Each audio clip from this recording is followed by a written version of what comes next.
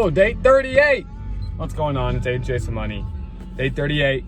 What am I doing today? Again, every single day I'm going to the gym. Am I skipping legs today? Yes, I am, because my knees hurt. Do I want to hit legs before I go serve? No, I do not. Am I hitting chest? Yes, I am. I don't have anything to say. I'm just starting off this video, calm little intro. Work at 4, that's when this video is gonna be mainly starting. I got my rice cakes, gonna go put in some money in my account, pay off my insurance. And yeah, I think I'll cut right back to when I'm at work. So I'll see you guys when I'm there. Bye.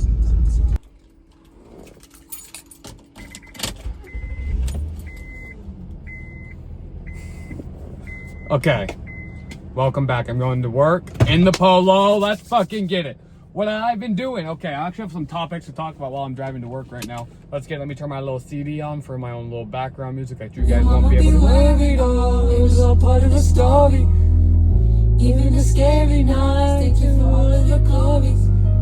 You will be remembered all. Thank you for all of the heroes of the night. Okay.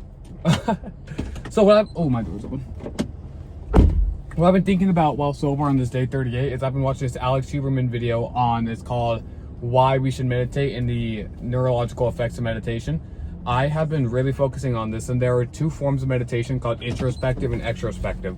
I'm learning this completely from this Alex Huberman video, so if anyone maybe watching this is interested, please check it out. Look up Alex Huberman meditation. Everything I'm about to say is directly taken from this video. Some stuff might not be wrong. For the actual correct information, I would refer to that video. Anyways, what I was learning is there's 2 forms of the way our brains thinks. It's called introspective or introspective. I'm gonna say that. And extrospective. Extrospective is when we feel more than, so it's like the way we physically feel. So people with really bad anxiety physically feel stuff way heavier on their inside. And like people with more like sensory issues their extrospective is heightened. So like people with really bad anxiety, their intro's heightened, and people with bad extro, their like sensory and feelings are heightened. So if they're like sweating when they're working out or something, they feel it a lot more and they start to freak out. Or people who are working out, they feel a lot more in their heart and chest, like their body's giving out first. That's intro. So that's kind of like that's the basis of it. So extro is you're feeling more when you're working out. You feel it more like externally, like you're actually feeling it, and your body's giving out on you. Internally is more like your insides are giving out, like your brain's getting out, your brain's getting to you, everything's getting to you. This is, yeah. So basically, what I was learning is I'm way more of an extrospective. So like when I'm on that expo line, like I was talking about on Father's Day, I feel everything a lot more. Like it got so overwhelming, everything on my extrospective kind of got to me, and I couldn't think because I was just feeling everything, like all the noise, all the feelings, like my body kind of gave out. So what I've been doing is I've been doing an introspective meditation where I will sit there and I really focus on exhaling to be more calm in my brain. And I really focus on like how my stomach is feeling, how I'm bracing my core, everything. I focus heavily on my inside of my body, and it is truly changing the way I think and the way I go about things. It's easier for me to not react as quickly. It's easier for me to respond instead of reacting as quickly as well. I feel like these forms of meditation is actually going to be a huge game changer in my life, because it's been a big issue where it's like I'm fighting my head or I'm fighting my body, one or the other, but then the other starts giving out. So if I can focus on this meditation, the way we think is kind of on a spectrum. So you're either more introspective on the spectrum or more extrospective. I'm more extrospective, so I'm trying to be in the happy middle where you can kind of flip-flop between one or the other. So like the good spot to be at is in the middle. You don't want to be on both at all, or you don't want to be heavily on one. Like having one heavier than the other is not good. You want to be in that middle. So I'm working on getting to the middle right now, and getting to the middle is basically, I think, the end goal of my meditation journey. I'm going to keep meditating hopefully for the rest of my life, but even just meditating before work, I just felt great. I've been thinking too more when I'm meditating that I'm kind of getting this outer body experience. So when I'm meditating, I feel less like my body is me and my soul is more of me. My body is just a way I can communicate to the outside world, and the robot, not necessarily a robot, but just like the shell, the vehicle that my soul is in. But I am not my body, technically. This is just me being able to experience the universe at a fishbowl. Like I'm basically just at the end of the fishbowl right now is the way I've been thinking about it. Imagine I crash, bro.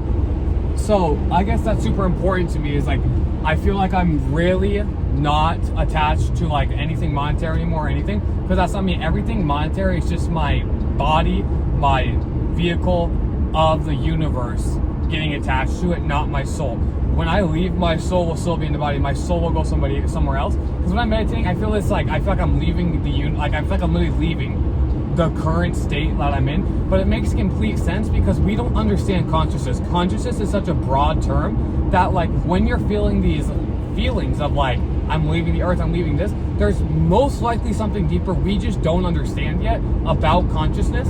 And so I'm not denying these feelings anymore. When I feel like I'm leaving the earth, I'm assuming there's something with my conscious that can wander on. There's something beyond me. There is something there. I'm at the end of the fishbowl, but there's still a whole fishbowl behind me. I'm just peeking over to see what it is like to be able to physically speak and physically get out there. And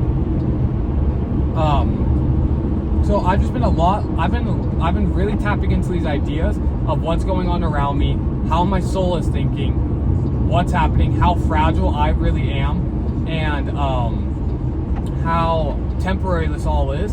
And that's why I'm making these videos for a part 2. It's because I just hope even maybe when I'm gone, or when I won't ever be gone, when my vehicle, when my shell of my soul is gone and I'm just in the universe, hopefully someone can look back and see what it was like to just experience my soul for one moment. And that's also why I believe that love is so strong. Because not that you're addicted to something monetary, something physical, it's and it's not your vehicle, like your shell. I'm gonna be just calling our bodies our vehicles of our souls. We are our souls, we are not our body. So when we're addicted to these substances, it's our vehicle addicted to these substances, and it's hurting our soul at the root. The soul, I guess, can be our brain, but our brain isn't our consciousness. Our brain is controlling the vehicle. Our consciousness is something else that I don't believe we fully understand yet. So when we're addicted to these things, it's our vehicle taking control of our soul, and it's harming and quieting our soul. And that's why we're so addicted to it. It's because you're slowly becoming your vehicle. You're becoming your body. You are giving into the needs that your body has, and your soul has been so quieted from all these addictions for so long. And that could be through multiple things: trauma, pain, chronic pain, a million different things I'm not going to get into. But with love, it is just two souls that are meeting each other, and there's no else. There's no monetary greed with souls. There's nothing. It's two people, souls who have genuinely found each other and genuinely love each other. And that's why I think people should be chasing love and affection and relationships, because that's the only shit that...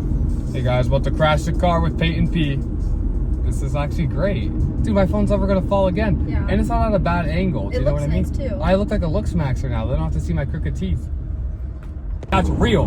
That's the only thing that your soul is going to remember when you're gone. Your soul's not going to remember your Balenciaga, your Gucci. Your soul's not going to remember any of that shit, bro. So yeah, you should try to be successful to help your next generation to keep the ball moving, to keep that snowball rolling. But I'm mainly chasing love in this life, and I think that's basically going to be it for the video.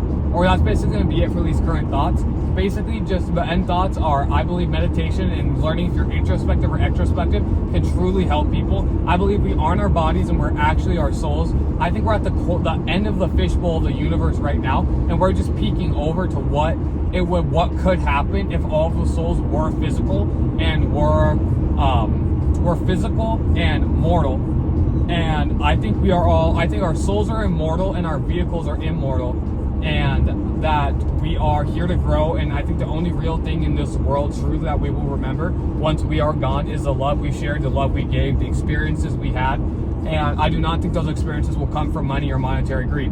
I believe that all of these, everything we're experiencing is in such a short blip of time that just being able to sit here and just look, just being able to sit here, feel the rain on your skin, laugh with your coworkers, laugh with anybody, is just reason enough to be alive. We don't need substances. We don't need monetary greed.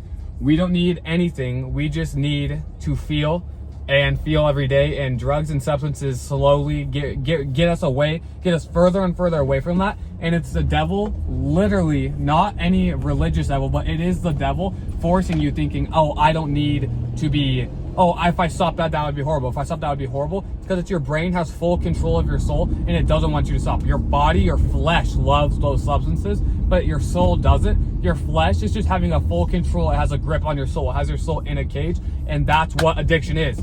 that's my main thought I'm pulling into work. I'm gonna see you guys later. I'll do a little check-in at the end of the shift, let you guys know what's going on. Bye.